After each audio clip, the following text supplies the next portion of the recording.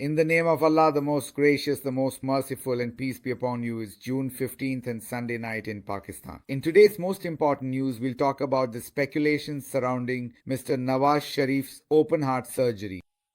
Miss Maryam Nawaz Sharif's sudden departure in a buggy where too.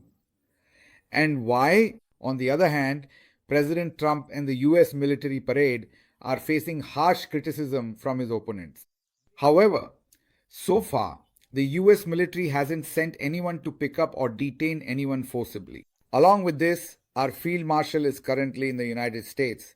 We will present some of his activities to you. Then, some very sensational new information has emerged regarding the ongoing war between Israel and Iran. Now, there is a shortage of shelter houses inside Israel, and the citizens there are saying that if Iran launches more missiles, we will be killed. There is chaos over there, and at the same time, the wedding of Israeli Prime Minister Netanyahu's son has been cancelled. There are more updates as well, which we will present to you. But the very first news we bring to you is from America, where a military parade was organized on President Trump's birthday. It is said that this military parade was held in a private capacity. It was not in a state capacity.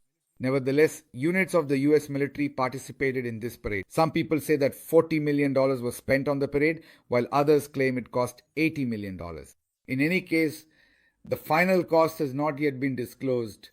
Different people are giving different figures for it. This military parade took place, but at the same time, on that very day, protests against President Trump were held all across America. President Trump's opponents accuse him of being a dictator because of this military parade, saying that just like in countries ruled by dictators where they watch parades on their birthdays, he is doing the same. President Trump also wanted to see this, and that's why he organized the parade on his birthday. Some people also allege that the US Army was supposed to complete 250 years next year. But President Trump and his supporters celebrated it a year early and held this parade. In short, President Trump's opponents are raising all sorts of objections against him. But the biggest issue that has come up, as you know, is the ongoing immigration situation. Raids are happening. On the other hand, because of these immigration raids across the country, the issues that were happening in Los Angeles have now spread throughout the entire country. Across the entire country, hundreds of thousands, even millions of people have taken to the streets at a time when in Washington, D.C., there was a military parade for President Trump's birthday. As I told you, it's unclear whether $40 million or perhaps even $80 million were spent on it. Now, this parade is also facing heavy criticism. And naturally, some of that criticism from President Trump's opponents is also directed at the military. The parade is being called substandard. The performances in the parade are being called poor. And it's being said that those participating in the parade were not at all alert and disciplined, but rather were marching in a relaxed manner. President Trump's opponents are now posting different videos on social media and saying that the desire, the passion that President Trump had was for a parade like the ones held in China or North Korea. This is what his opponents are saying, and they are openly posting it on social media. They are saying that this is the kind of parade he wanted to see, but the parade he actually saw was completely different. We are showing you on the screen the various video clips that his opponents are releasing, in which you can see the parades held in China how their female soldiers or their male soldiers operate in a very disciplined and highly synchronized manner. You could say that their preparation has become much better. Their entire training looks much improved there, and in an excellent manner they are demonstrating their professional skills.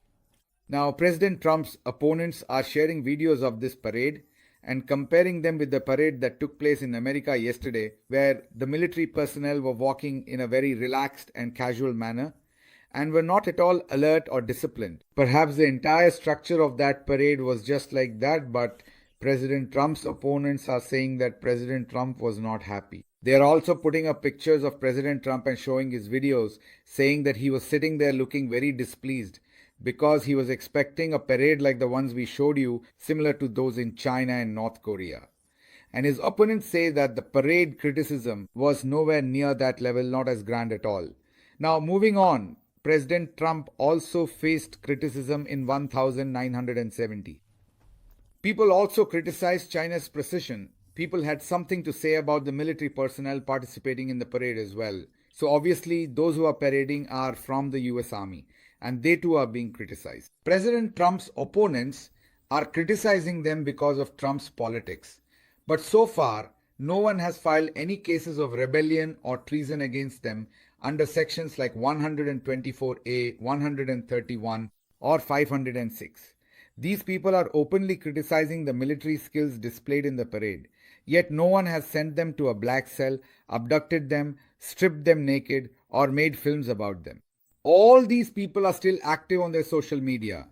No one has labeled them as part of a disruptive or satanic group. No special laws like PICA have been made against them. Nothing of the sort has happened. And so far, these situations continue in America, and people are not only criticizing the parade in a completely open manner, but also discussing it in various ways. In fact, as we have shown you in videos and from other places, other cities like San Diego, Los Angeles, and all the other cities in America, people are posting pictures showing how large the crowds were there. And these crowds were organized by President Trump's opponents, by those who came out against him, to criticize him, to criticize his policies, to criticize his stance on immigration. So, on one hand, people are saying that very few attended the parade, and on the other hand, his opponents drew huge crowds. Now, notice that here in America, no one is saying that you are criticizing the military. So you are not patriotic. In Pakistan, there is a very common saying that if someone were to speak like this in America, then maybe you don't really know the extent to which criticism happens in America. Yes, it's a different matter that when it comes to America's national interests, the whole nation comes together. If you also set aside these political issues, for example, if today there's a problem with India, you'll see the entire nation uniting behind you. So when it comes to national interest, nations all over the world unite. But when you engage in politics, when you play politics, and right now our Chaudhry Nizamuddin is fully engaged in politics, then naturally there is criticism, just like there is in America. The only difference is that over there you send black bags, while here no one sends black bags. Let's move on to the next news. There are rumors circulating about Nawaz Sharif's open heart surgery. Now, this is not confirmed news. Whenever something isn't confirmed, I make sure to tell you this is information from sources, well-placed sources, but obviously I don't have any documents in front of me. It's news related to his health, so I'll just call it a rumor. May God grant him health. May God prolong his life. We absolutely do not want to report anything negative about this. But the information we have is that his doctors are apparently discussing some heart-related treatment for him again. However, the whole family is a bit confused about whether or not to go through with it. In any case, if this news turns out to be false, we'll let you know. But for now, our sources say that such an option is being considered. On the other hand, on a third front, Maryam Nawaz has now made a complete plan, and her plan is to visit America. This trip to America was supposed to start 5, 7 or 10 days ago. Obviously, she also wanted to be here during President Trump's parade. It's another matter that she too hasn't been invited by any, just like the White House clarified about the Field Marshal that they haven't invited him. And this has already been reported by Economics, and no envelope touting journalist from Pakistan has denied it yet. Whenever you criticize the Field Marshal, you are made out to be an extremist, a traitor to the country. As I just told you, in America you can criticize in every way, but here no Vigo vehicles are sent after you. Let's move on from this. So Maryam Nawaz is about to leave for America. Her bags are packed and they're just waiting for the budget to be passed, which is supposed to be presented in the Punjab Assembly today, or maybe tomorrow, or most likely on Monday. And if it gets passed tomorrow, then Maryam Nawaz will depart for America. She'll be heading to America. This trip of hers was delayed. She would have gone before the budget, and maybe the budget would have been delayed by a few days if she had been in America. So she was supposed to go earlier, as I told you. At this time, she was supposed to be in America because perhaps there would have been some projects as well, since other prominent personalities from here are also currently on tour in America. So maybe there would have been some joint projects related to Punjab's military or things like that, just as you saw the Green Initiative over there. Similarly, there could have been some such initiatives here as well with meetings for them. And for that, her presence here would have been necessary. But we had informed you that none of her staff members had received a visa. We still don't have information about which staff member's visa was not approved, but as soon as we get that information, we'll share it with you. However, it is now clear that the day before yesterday, that staff member's visa was approved and returned. Yes, you heard right. The day before yesterday, the visa was approved and came back. Now the bags are packed and Mariam Sahiba is about to immediately depart for her trip to America as soon as this budget is passed. If there are any changes in the plan, we'll let you know. Obviously, I haven't issued the ticket myself. This news is also from our very well-placed sources and I'm sharing it with you. Moving on, the next news I want to present to you is about the conflict between Israel and Iran. Now, we Punjabis. Then there's also some American influence and some Pakistani as well. So sometimes we pronounce it as Israel and other times as Israel. These are just the differences in pronunciation between English, Urdu and Punjabi. So I apologize for that and ask for your forgiveness. But all three pronunciations are correct and are used in their respective languages. Now, a lot of the public inside Israel is protesting, especially in the city of Tamra. It's a small city with a population of about 37,000 people, and they are saying that they have no shelters. If an Iranian bomb or missile comes, they have no kind of shelter to hide in. In Tel Aviv and the bigger cities, shelters have been built, but now it's becoming clear that with the number of missiles coming from Iran, even those shelters might not be sufficient. Iran has gained a clear advantage. Well, maybe advantage is a bit of an exaggeration, but you could say that Iran has given a clear response to Israel. They have succeeded in targeting many of Israel's intelligence headquarters, a research lab, and their GHQ or military headquarters. They've targeted around 80 buildings, of which about 10 to 20 have been completely destroyed in Tel Aviv.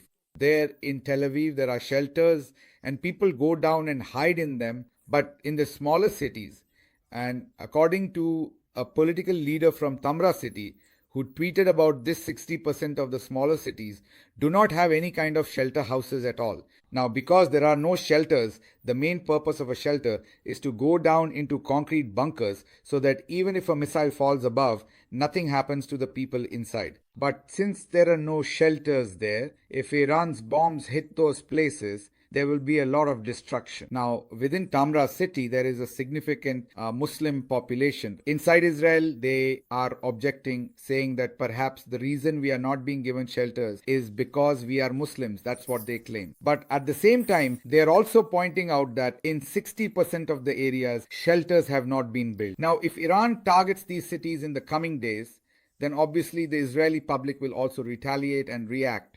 Because up until now, the war with Gaza was being fought like a video game. There were no real consequences in return. As for this war, I have always been against war. I wish Israel hadn't started it, and I wish Iran wouldn't either. Even now, if they stop, it would be much better, because innocent people will be killed in this war and they already have been. So, in my opinion, this war should have stopped immediately. But Israel is not showing any sign of stopping. I think everyone has tried to make them understand. On the other hand, in the new strikes that Israel has carried out, they have also targeted the Iranian intelligence office. Along with this, the Israeli Prime Minister Netanyahu's son, Avner Netanyahu, was supposed to get married. The wedding was scheduled for Monday, but now it has been cancelled. It has been postponed due to the current situation. This in itself is a very significant message. Of course, if a wedding is delayed by 2 days, 4 days, 10 days, or even 20 days, or if they hold it privately, it's not a big deal. But Netanyahu has always maintained a tough posture, claiming that no one can reach us or that we are completely safe. And he has been preparing for this for many years. So now, postponing or cancelling his own son's wedding is in itself not a good message for the Israeli public. They will feel insecure, realizing that Netanyahu does not want to hold such a large gathering anywhere because he suspects that Iran might attack it. So the fact that Iran's reach extends that far is in itself a very significant development. Also, let me tell you that the information coming from Iran now is that the missiles Iran has launched so far include the Imad, Qadr, and Khaybar Shikan missiles. All of these missiles are ballistic missiles, most likely. However, Iran still has the Al Fath 2 missile, which is probably their sharpest, fastest, and quickest missile. For one, it can reach Israel in just about 6.5 minutes, and secondly, it is extremely fast. Thirdly, when it gets very close to its target, it zigzags to evade systems like the Iron Dome, changing its trajectory so that it can camouflage itself or deceive the missiles coming to intercept it and thus hit its target. So, the most lethal or most advanced weapon they have, the Alpha 2, has not yet been used by Iran, this is what Iran is saying. Of course, we are presenting this story to you based on the sources from Iran. The United States has now revealed, according to the US Secretary of Defense, that it has postponed the deployment of the defense system from Ukraine to the Middle East. The defense system that was provided in Ukraine to intercept drones and missiles has now been removed from there and installed near Israel. The US has stated that they have deployed it to protect their own interests, but obviously it will also help Israel. Whenever any missile heads toward them, toward Israel, it is clear that this system will assist in its defense as well. Another very interesting piece of news that is emerging is that an attack on Ayatollah Khamenei is also not out of the question. This is what Israeli sources are saying. An Israeli source, a senior official, has said that an attack on Ayatollah himself cannot be ruled out as a possible strategy. At the same time, some newspapers are claiming that perhaps Israel wanted to target Ayatollah himself, but President Trump vetoed it and did not allow his assassination. This is also being claimed by some independent writers. At present, the world is witnessing an extremely dangerous and volatile situation, the outcome of which remains highly uncertain and unpredictable. Tensions in the region have escalated to unprecedented levels, with various actors and nations closely monitoring every development. In the midst of this crisis, the supreme leader of Iran, Ayatollah Ali Khamenei, has made a significant and highly publicized announcement regarding the country's nuclear ambitions. He stated that with respect to Iran's nuclear program, the Iranian leadership wishes to send a clear and unequivocal message to the United States of America, as well as to other concerned nations and international observers. The message is that regardless of whether Iran proceeds to enrich uranium or decides to limit its nuclear activities due to resource constraints or international pressure, the reality on the ground remains unchanged. Even in the face of such limitations, the situation in Israel continues to deteriorate, as missiles and rockets are still being launched and falling within Israeli territory. This statement underscores the complexity of the conflict and highlights the fact that the nuclear issue is only one aspect of a much broader and more dangerous confrontation, the consequences of which could be far-reaching for the entire region and beyond. America, Britain, France, Germany, and others are helping Israel. Iranian missiles are visible to the world. Now, I don't know what Mr. Warich is hinting at, whose missiles are not visible to the world, yet they still claim that their missiles have reached the target. So is that what he means? That question is actually very thought-provoking. Look, we all know that when it comes to media control, Israel has the most control in the world. There's no doubt about that. Israel controls the media even more than America does. But when Iranian missiles struck Israel, the incident couldn't be hidden. Clear video footage came out showing all the damage to buildings and everything else. So then the question arises, if India had fired missiles at us, they should have been visible too. In the same way, if we had fired missiles at India, those should have been visible as well. Destroyed buildings should have been shown, and the missiles hitting their target should have been visible too. So now you have to ask yourself whose missiles were actually seen and whose were not. This is a question you need to ask yourself. It's good to be happy, but being realistic isn't a bad thing either. Before we proceed, let's confirm two things. Yesterday we reported some news. The news was that during an analysis on television, ARY News ran a story in which they said that if Iran doesn't have the technology, then it shouldn't pick a fight at all. One of their analysts had said this, exactly like that. But when ARE put up the screenshot or posted it on Twitter, ARE attributed that same statement to Wasim Badami and published it with his name. The mistake was made by ARY from where we got the news, and we have put this news in front of you. Now the correction is that the news was all correct. It was said in the same way, but the only difference is that the other analysts from ARY, I probably forgot their names. What is their name? The other analysts were talking about this. Wasim Badami's words were a little different from this. So we said that we should put this correction in front of you that this news was correct. It was said exactly like that. The same thing was said. If Iran doesn't have the technology, then why did Iran get involved? ARY published this news on their social media in exactly the same way. Only the analyst's name got switched around. So we said we should correct this in front of you. We have to give special recognition to two people who, in the recent protest, although many friends contributed, I have already mentioned many friends' names, and there may still be some I haven't mentioned, but there are two people who worked especially hard and deserve to be recognized. One is Nusrat Jamal Sahib, who does excellent work and is a very patriotic Pakistani. He also worked a lot in this protest.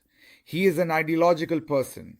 It's not that he is with PTI or anyone else. He stands by his views. Today, he finds Imran Khan and PTI to be on the right path. So he stands with them. He participates wholeheartedly in every way, whether it's a protest or any other matter. He tries to play his full role. But if tomorrow he feels that PTI is no longer on the right path, then this very Nusrat Jamal Sahib will stand against PTI as well. He's a principled man. He follows his ideology. He played a very important role, and we are very appreciative of him. Along with him, there's also Wakar Khan from our own party who worked very hard as well. Besides them, there are many others who contributed to all this work. As I said, it's a very large team. Some names I mentioned earlier, some I'm mentioning now, but still some names will be left out, and for that I apologize to you. Please allow me to take my leave now. May Allah be your protector and helper. Long live Pakistan.